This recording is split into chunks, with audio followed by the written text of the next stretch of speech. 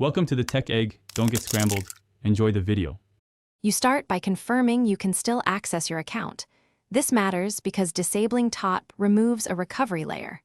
Log into Kite with your current method and make sure the registered mobile and email receive OTPs.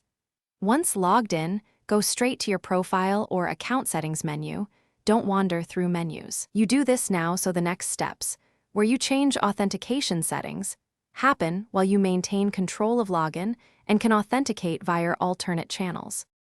Once in security, choose the two-factor authentication option to manage Totp.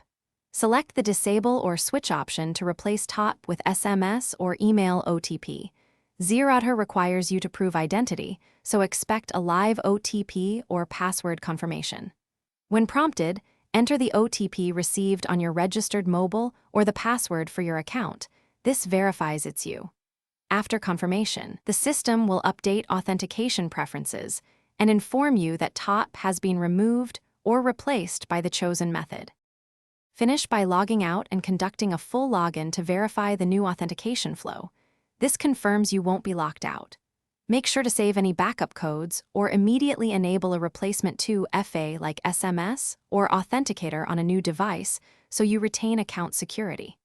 If something fails, no OTP delivered or disabling didn't complete, contact Zerodha support. Provide your account ID, time of actions, and screenshots if possible so they can validate and reinstate.